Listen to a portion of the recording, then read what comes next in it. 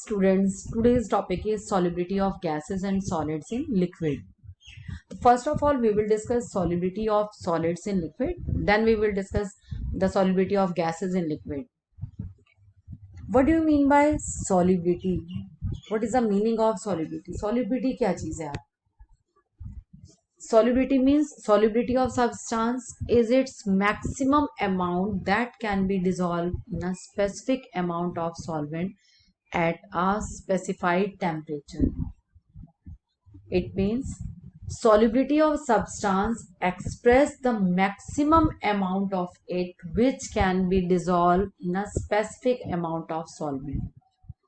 Substance means solute. How much solute can be dissolved in solvent?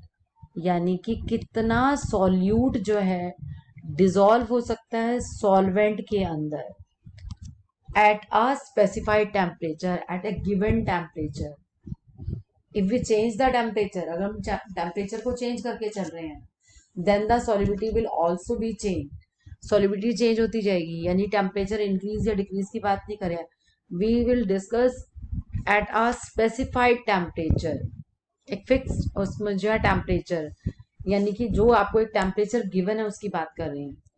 तो solubility of substance is its maximum amount that can be dissolved. Maximum amount मतलब हम saturated solution की बात कर रहे हैं, because in saturated solution में ही हम dissolve कर सकते हैं. ठीक है ना. maximum जो है कितना amount इसमें आ गया. unsaturated saturated आपने पढ़ रखे हैं, तो यहाँ पर इसमें आ जाता है the solubility of substance at a given temperature is defined as the amount of the solid that dissolve. solid means solute की बात कर रहे हैं, that dissolve in 100 ग्राम, क्योंकि आप डिस्कस कर रहे हो solubility of solid यहाँ पर किसकी तरह बिहेव कर रहा है, solute है, and liquid is solvent.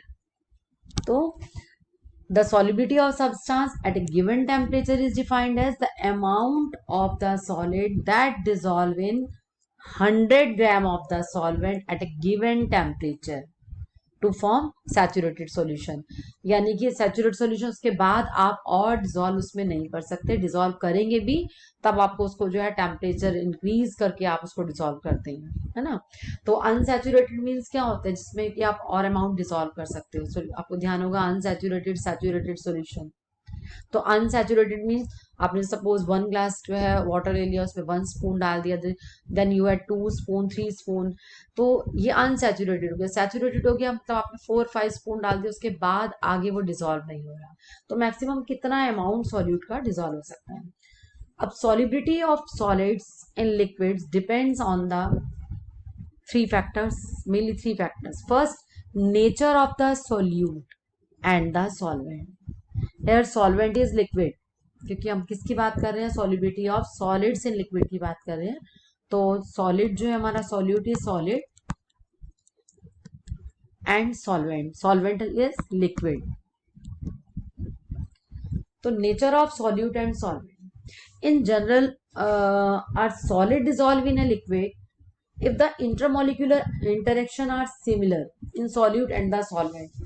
Means solute और सॉल्वेंट में, यानी सॉल्यूट जो है सॉल्वेंट के अंदर कब डिसॉल्व होगा, जबकि दोनों का नेचर कैसा होगा. नेचर मीन्स आपने सुन रखा लाइक डिसॉल्व लाइक, ये पढ़ रखा है हमने कि like dissolve like means polar में डिसॉल्व होगा. पोलर सॉल्यूट जो होते हैं dissolve in polar solvent, and non polar solute dissolve in non polar solvent. Polar में डिसॉल्व होंगे और नॉन पोलर किस में होंगे, नॉन पोलर में डिसॉल्व होते हैं, है ना. What is the meaning of polar and non polar. Polar means charge separation.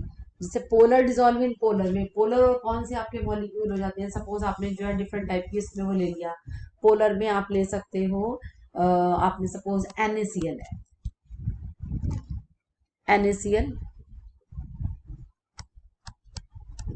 NaCl in H2 means solute or water is solvent.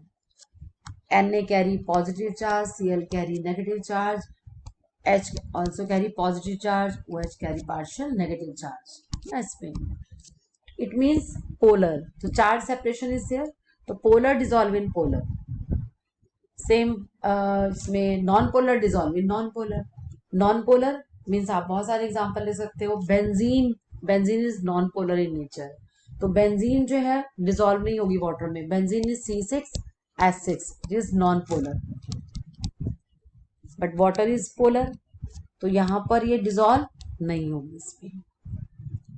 ठीक है, means organic compound dissolve in organic compound means non polar, non polar में dissolve होंगे, polar polar में। Polar dissolve in polar and non-polar dissolve in non-polar. Clear? I hope आपको clear हो गया होगा। CCl4 ये भी नॉन पोलर का एग्जांपल है। तो पोलर में आपके जो है पोलर मॉलिक्यूल्स होंगे जिनमें चार्ज होगा, चार्ज सेपरेशन होगा, दीज आर द पोलर। तो first factor is nature of solute and the solvent, यानी कि जिसको आप डिजोल्व कर रहे हो सॉल्यूट का नेचर कैसा है एंड सॉल्वेंट का नेचर कैसा है। मींस दोनों पोलर है तो पोलर उसमें डिजोल्व होंगे, नॉन पोलर है तो नॉन पोलर के हिसाब से डिजोल्व होंगे। Second is temperature. What is the effect of temperature? Temperature का क्या इफेक्ट पड़ता है किसी भी सॉलिड का? मींस सॉलिड जो डिजोल्व होता है लिक्विड के अंदर, तो solubility of any solid in liquid में इंक्रीज और decrease with increase the temperature, यानी solubility of any solids in liquid में इंक्रीज और decrease with the increase in temperature. Temperature increase करने के साथ साथ सॉलिबिलिटी इंक्रीज भी हो सकती है और डिक्रीज भी हो सकती है, depending upon the enthalpy of the solution. Solution की एंथैल्पी कैसी है? सेकंड फैक्टर आपका जो है टेम्परेचर आ रहा है, तो टेम्परेचर को अगर हम डिस्कस करते हैं, सेकंड फैक्टर को हम लेके चलते हैं टेम्परेचर, और हम टेम्परेचर को डिस्कस कर रहे हैं, इट मींस टेम्परेचर के अकॉर्डिंग सॉलिबिलिटी जो है टेम्परेचर इंक्रीज करने पर सॉलिबिलिटी इंक्रीज भी हो सकती है सॉल्ट की और डिक्रीज भी हो सकती है, बिकॉज रिएक्शन इज एक्सोथर्मिक और एंडोथर्मिक, है ना। First, the solubility of those substances which absorb heat means endothermic reaction. Suppose solute plus solvent plus heat, it means it is an endothermic reaction. Suppose the solution, ठीक है, this is the endothermic reaction. अब endothermic reaction में अगर आप temperature जो है increase करेंगे, it means क्या होगा? द सॉलिबिलिटी ऑफ दो substance which, it means endothermic reaction है, तो एंडोथर्मिक रिएक्शन में क्या होगा? टेम्परेचर बढ़ाने के साथ साथ सॉलिबिलिटी क्या होगी? इंक्रीज हो जाएगी। द सॉलिबिलिटी ऑफ दो substances which absorb heat on forming solution increase with increase in temperature. यहां पर आपने इसको increase with the increase in temperature, temperature increase करने के साथ साथ सॉलिबिलिटी क्या हो जाएगी? इंक्रीज हो जाती है, ठीक है। और अगर हम जो है इसमें क्या होगा? एक्सोथर्मिक रिएक्शन होगी, इट मींस एक्सोथर्मिक रिएक्शन होगी according to Le Chatelier principle. Reaction किस डायरेक्शन में जाएगी? बैकवर्ड डायरेक्शन में। अगर हमारा यहाँ पर जो है एक्सोथर्मिक रिएक्शन होगी, ठीक है, it means solubility of those substances which release heat on forming solution decrease with increase in temperature, means solute plus solvent solution, और यहाँ पर आपकी हीट इवॉल्व हो गई, means delta H should be negative. यहाँ पर क्या होगा? डेल्टा एच जो होगा वो नेगेटिव होगा, मीन्स हीट इवॉल्व हो रही है और आप उसको और इंक्रीज कर रहे हो, टेम्परेचर दे रहे हो, तो टेम्परेचर देने के साथ साथ इसकी सॉल्युबिलिटी क्या हो जाएगी? डिक्रीज हो जाएगी, बैकवर्ड डायरेक्शन में जाएगा। तो टेम्परेचर का ये इफेक्ट पड़ता है कि आपकी जो है रिएक्शन जो है एक्सोथर्मिक है और एंडोथर्मिक है, ठीक है। देखो, सॉल्यूट प्लस सॉल्वेंट सॉल्यूशन होगा if the dissolution process is endothermic process, the solubility should increase with rise in temperature. Solubility क्या होगी? इंक्रीज हो जाएगी जैसे जैसे कि आपका टेम्परेचर जो है राइज करेगा। Second, if the reaction is exothermic the solubility should decrease, क्योंकि एक्सोथर्मिक रिएक्शन है और टेम्परेचर आप इंक्रीज करेंगे तो सॉल्युबिलिटी क्या होगी? डिक्रीज होगी। क्लियर? थर्ड इसमें आ जाता है हमारा pressure. What is the effect of pressure on the solubility of solids in liquid? There is no significance because no significance of the pressure, क्योंकि आप जो है सपोज कोई भी आप वो लेके चल रहे हैं, ये हमारी जो है यहाँ पर सॉलिड है, ठीक है। सॉलिड जो है हमारे कैसे हैं, इनकम्प्रेसिबल। आपको मालूम है गैसेस जो होती हैं कंप्रेसिबल नेचर की होती हैं, लिक्विड और गैसेस जो होते हैं उनके सॉरी गैसेस जो होती हैं कंप्रेसिबल नेचर की होंगी, जो लिक्विड्स और सॉलिड होते हैं उसके कंपैरेटिवली बहुत कम होते हैं, और सॉलिड तो और भी कम होते हैं। तो प्रेशर अगर हम इसको इंक्रीज करते जाएंगे तो इससे सॉलिबिलिटी के ऊपर इसका कोई भी इफेक्ट नहीं पड़ेगा।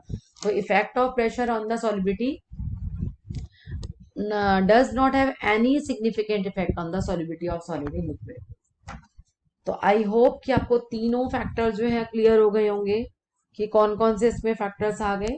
एक बार फटाफट कर लेते हैं, इसको रिवाइज करते हैं। Solubility of solids in liquid, तो what do you mean by solubility? Solubility means how much solute can be dissolve in, maximum solute can be dissolve in solvent at a specified temperature. So solubility of substance is its maximum amount that can be dissolved in a specific amount of solvent at a specified temperature. यानी specific amount of solvent का मतलब है आप ये नहीं है कि आप पहले 1 कप ले रहे हैं या 1 ग्लास वाटर ले रहे हैं तो उसी को ही वो रखेंगे, उसके अंदर कितना डिजोल्व हो रहा है।